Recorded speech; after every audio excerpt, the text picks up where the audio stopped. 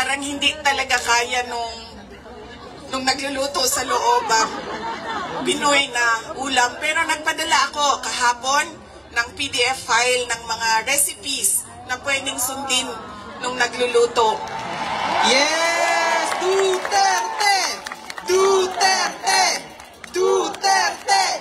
Duterte! Meron siyang, meron siyang hilig sa Coke Zero at yun lang yung hingi niya. May shopping list doon sa loob. At sabi niya doon sa gwardiya na isulat mo dyan, 2 case ng Coke Zero. Kahapon, bago ako umalis, tinuruan ako ng gwardiya. Sabi niya, pwede ka naman bumili dyan sa vendo, tapos iiwan mo para sa kanya. So sabi ko, Papa, anong gusto mo dito? Sabi niya, Coke Zero lang.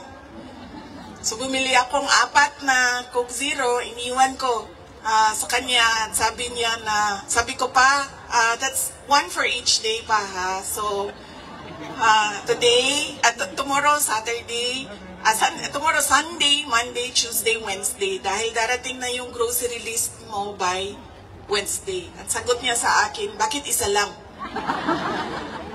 Sabi naman nung gwardiya, sabi niya, he has to have at least 2 because he already drank upstairs 1 Coke Zero.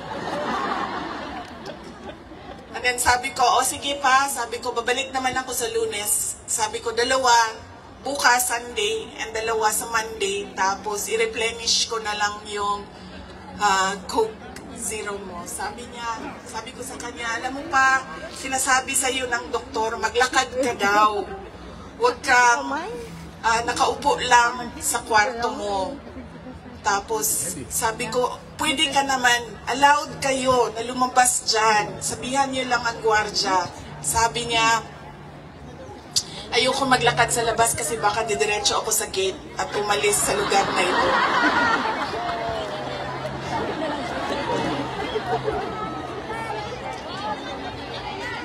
Nagkakaroon na rin siya ng mga kaibigan, yung mga tao doon sa loob ay nagiging kaibigan na niya. At hindi ko lang alam, baka paglabas niya marunong na mag-Dutch. Pero karamihan nung kasama niya sa loob ay French speaking. So,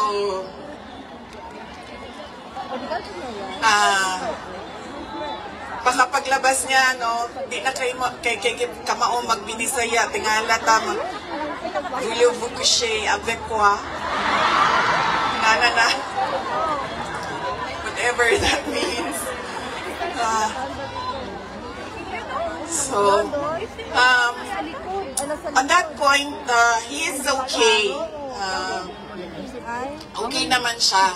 Pero as a lawyer, kasi alam niya yung batas eh. Alam niya kung anong nangyayari. Kaya medyo persuasive siya. And lagi niyang inuulit-ulit kung ano yung kailangan gawin para sa kanyang kaso. At lagi siyang nagtatanong ng timelines dahil alam naman natin sa korte ay medyo may kabagalan. Diba? Magsasagutan ang prosecution, ang defense, maraming mga papel na kailangan ipasok at antayin ang oras. Kaya siya din ay insistent sa mga timelines niya. Pero ang sinasabi niya lagi, alam niya na mali ang ginawa, and at to the very minute na tinulak siya paakyat ng eroplano, ilang beses niya sinabi na I want to be tried in a Filipino court before a Filipino judge and a Filipino prosecutor, because he knew that number one, wala talagang basihan yung kaso. 43 counts of murder ang sinasabi nila na thousands, totoo yan ma'am, Kaya minsan naisip ko, naging kaso lang ba ito dahil sinusulat sa media na thousands ang namatay? I do not even understand paano naging crimes against humanity ang 43 counts of murder na ngayon ay lumalabas. Hindi naman ata totoo lahat yung mga witnesses at yung mga complainants. That is a thing for the courts and the lawyers to discuss inside. Ano bang pwede nating gawin? Ang pwede nating gawin ay i-demand na ipauwi or iuwi nila si Pangulong Duterte. Bring him home! Bring him home! Bring him home! Bring him home! Bring him home!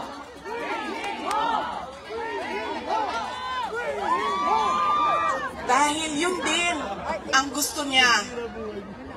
Araw-araw na nandun ako, sa mga araw na nandoon ako, isa yan sa paulit-ulit niyang sinasabi, kailan mo ako mapalabas dito dahil darating ang eleksyon, mag-mayor pa ako ng syudad ng Davao. Bring him home! Bring him home! Bring him home! Bring him home! At yun ang gusto niya. Gusto niyang umuwi. Sinabi ko din sa kanya yon pa. Sabi ko, yung kagustuhan mo na umuwi, yan din yung katapusan ng buhay mo. Magiging Ninoy Aquino Jr. ka. At sinabi niya sa akin, sabi niya, kung ganyan ang kapalaran ko, then so be it. Basta lang mauwi ako sa Pilipinas. Kaya meron man akong worry para sa kanyang safety and security, pero lagi niyang inuulit-ulit talaga, ibalik niyo ako sa Pilipinas. Bring him home! Bring him home! Bring him home! Bring him home! Nagtatanong marami, ano bang pwede magawa? Huwag natin tigilan ang panawagan sa gobyerno natin sa Pilipinas at sa lahat ng gobyerno na nakikinig at dito sa ICC na ipaalam sa kanila na mali ang ginawa kay Pangulong Rodrigo Duterte. At paano ba itama yon? Ibalik nyo lang siya sa Pilipinas. Ituloy nyo lang yung kaso, walang problema. Ibalik nyo lang siya. Bring him home! Bring him home! Bring him home! Okay na mo sa init? Ako dili. Kaya nga no, sunburn ang katungaan niya, ang katunga dili. Yeah, okay lang.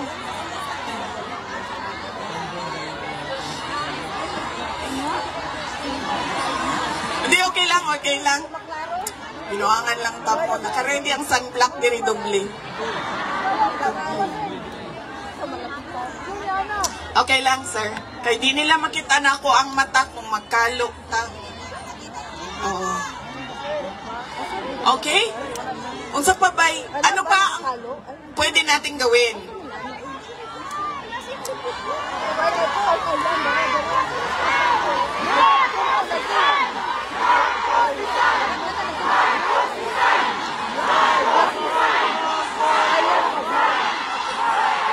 Marcos resign!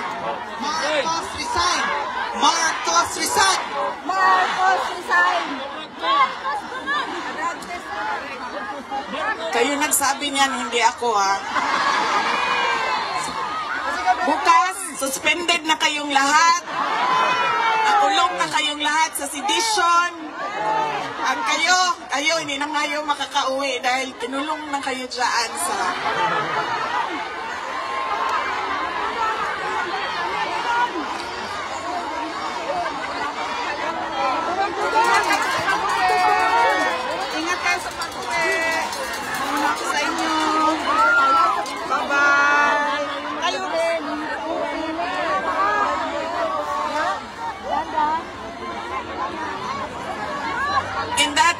relates to transparency and accountability.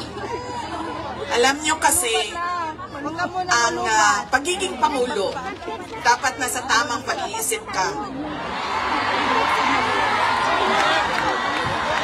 Kapag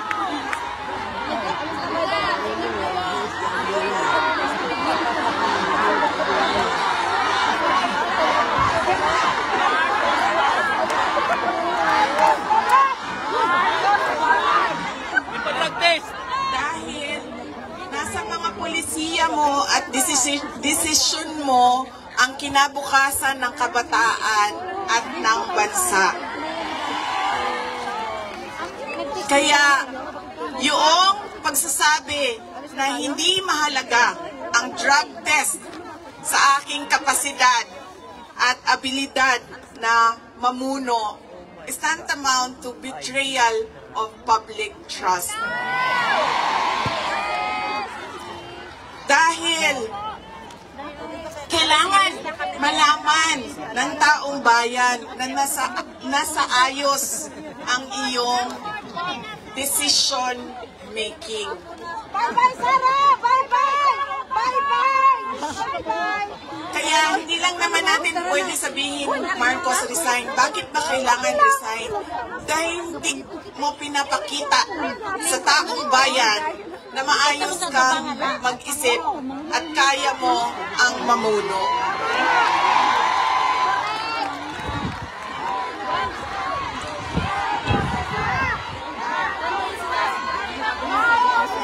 Madaming mga tanong na nasa loob na ng korte. Ang PhilHealth, ang pagkuha ng pondo ng PhilHealth para bang naging pyramiding ang ginawa nila sa budget ba? Kumuha sila ng kulang ang pera dito, kumuha sila sa ibang source para isalpak dito, and hahanapin na naman sa ibang source yung nagiging juggling na parang pyramiding na ang nangyari sa budget. At kung nakikita ninyo at naiintindihan ninyo ang budget, karamihan doon pamigay lang ng mga politiko na tinatawag natin ayuda. Wala kaming ayuda! May utang kami, meron. Tumakbo kami sa plataforma ng unity at continuity. Continuity, kasali na doon ang big ticket projects o mga build projects ni Pangulong Duterte. Pero wala kayong nakikita ngayon na development projects. Dahil lahat yon ay nakatago sa mga proyekto na pamigay o nandoon lang sa bulsa ng kontraktor at ng politiko na gumawa kuno ng project. Makikita ninyo na hindi handa ang Kongreso sa paggawa ng budget dahil may mga blanco doon sa enrolled bill na pinasa nila.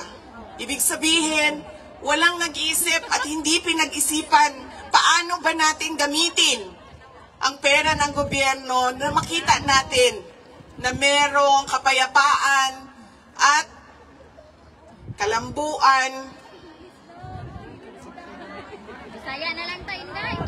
kauswagan sa ating bayan.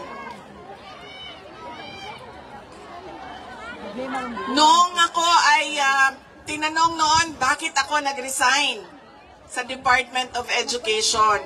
Sabi ko, unang-una, personal yon. Meron kaming personal na hindi ko gusto na ginawa niya sa akin. Pangalawa, dahil sa loob ng Department of Education.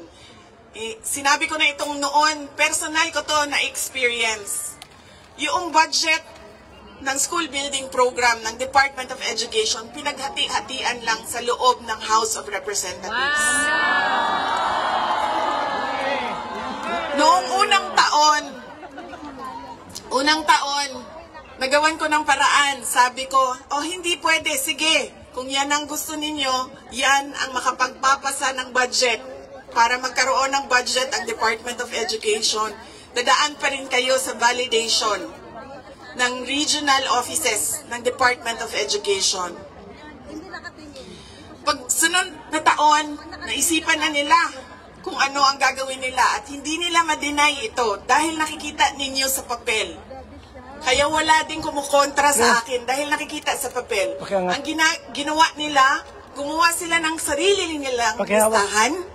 Doon nakikita mo, pinaghati-hatian nila ang school building program at inattach nila sa General Appropriations Bill na sinabmit nila sa Senado. Sinabi namin sa mga senators, nakita nyo ba kung anong ginawa? Sabi nila, oo, nakita namin kung anong ginawa ng House of Representatives. Sabi ko, please, hindi natin masasolve ang problema ng school building program kung ganito lagi ang nangyayari sa budget ng new construction. Meron pang ibang problema sa loob ng budget. Sinubukan ng mga senators na tanungin, pasagutin, sumasagot, yes, pero pagdating sa BICAM, anong nangyari? Wala namang wala namang totoong BICAM kung saan pinag-uusapan ang paggamit ng pera. Ang desisyon lang na nandun ay kay Zaldico, nung panahon ko, kay Zaldico at kay Martin Romualdez. At diretsong pinapapirma sa malamang tao na hindi nagbasa o hindi binasa ang buong budget. Kaya walang nakakita o hindi nila nakita dahil hindi naman binasa na may blanco doon at pwedeng lagyan ng kahit anong amount yung mga blanco sa budget.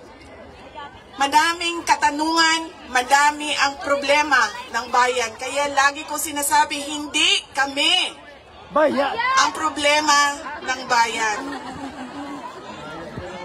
Ang problema ng bayan ay ang governance mismo ng Pilipinas. Yan ang problema ng bayan. At dahil may problema sa gobyerno, ay tuloy-tuloy ang kahirapan doon sa ating bayan. Nakikita nyo yan dahil dumadami ang nakikipagsapalaran sa ibang bansa. Dahil sa kawalan ng oportunidad doon sa ating bayan.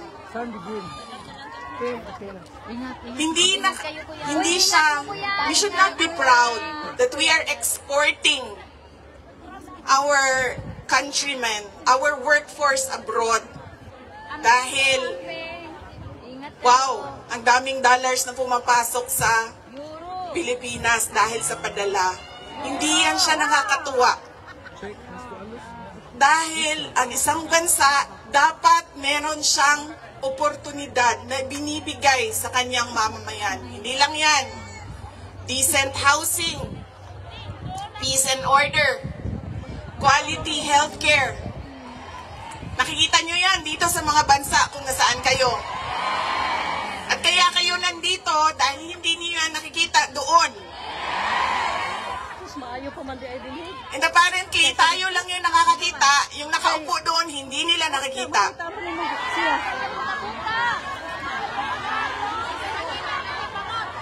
Nagpabuka-buka na sila!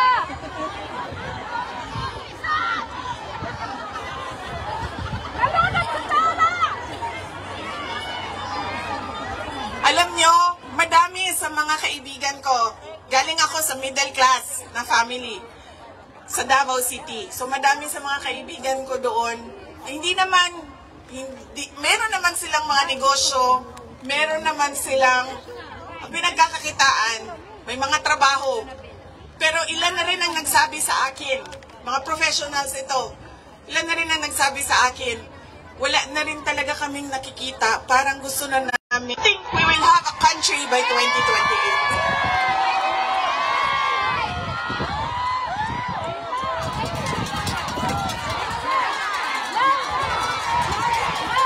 Duterte.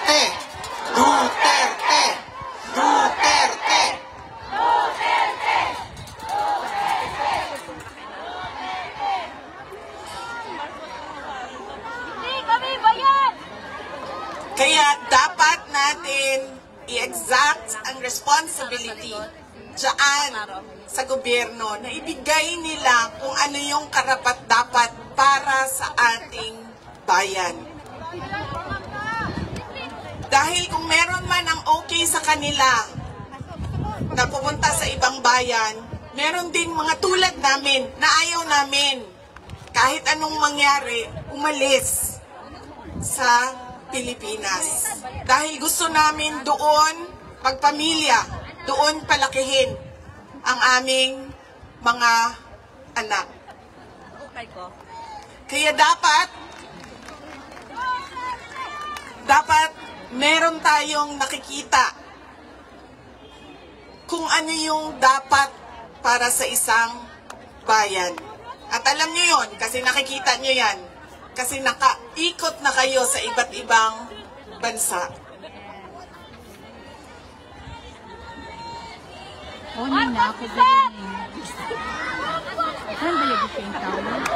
Ano ang gagawin? Patuloy na ipanawagan sa lahat ng nakikinig na iuwi ninyo si Pangulong Duterte sa Pilipinas. Bring home! Bring him home! Bring him home! Bring him home! At pangalawa, patuloy natin na hiniin sa gobyerno, sa administrasyon na ibigay ninyo ang serbisyo at kaunlaran na karapat-dapat para sa mga Pilipino at para sa Pilipinas.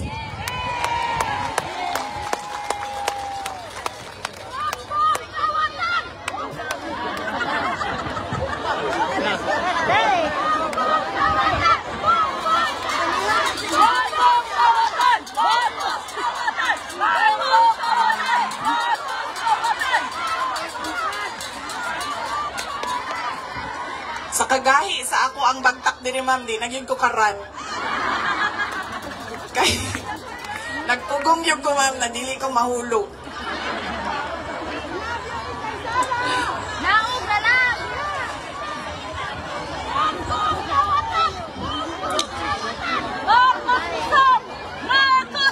Yung akin pong mga pagpapasalamat. Una po, kanina meron na akong mga pagpapasalamat opening sa Diyos, sa ating host government, sa police, sa local police. Yung aking mga pagpapasalamat sa inyo, sa oras ninyo. Ang aking mga pagpapasalamat sa inyong patuloy na suporta sa aking opisina, ang Office of the Vice President.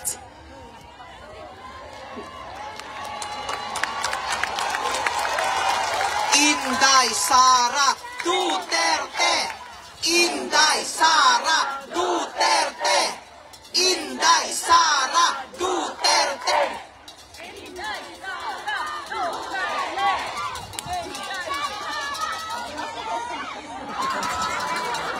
Malakas ang loob ko dahil nandyan kayong lahat.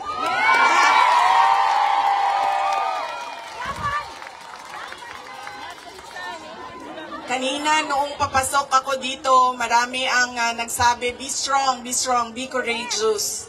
I am only as strong as you are. Kung nakikita ko, sobrang lakas ninyo at sobrang lakas ng pagmamahal ninyo sa bayan. Ganyan din ang nararamdaman ko.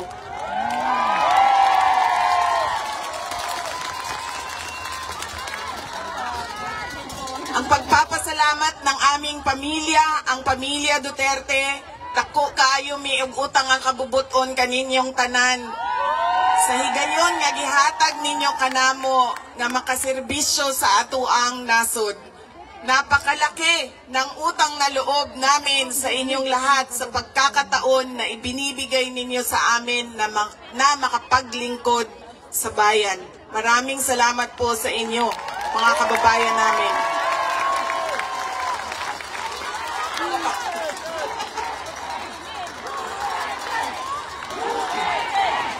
Duterte! Duterte! Duterte! Duterte! Huwag ninyong kalimutan, ayaw ninyong kalimti ang kausa. Huwag ninyong kalimutan ang laban. What is our cause? Our cause is for our country. Ang laban na ito ay para sa bayan. Mga kababayan, ang lahat ng ginagawa natin ay para sa Diyos, sa bayan, at sa bawat pamilyang Pilipino. Shukran. Duterte! Duterte! Duterte! Duterte! In behalf of the Filipino migrant, ma'am, salamat po. Malaki po ang pagpunta nyo dito. It's an inspiration for all of us. Am I right? Kantahan natin si Tatay Digong ng Happy Birthday with Ma'am Sara. Okay? 1, 2, ready, go. Happy birthday to you. Happy birthday to you. Happy birthday, Tatay Digong. Happy birthday to you. One more. Happy birthday to you. Happy birthday to you. Happy birthday, Tatay Digong. Happy birthday to you. Tatay Digong, we love you. Uwi na tayo. Uwi na.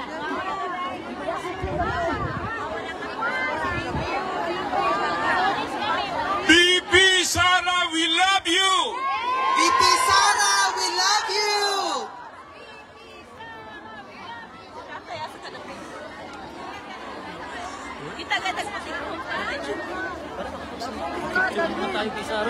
Basura, dalhin. So, ready for picture taking. Very sorry na hindi po namin magawa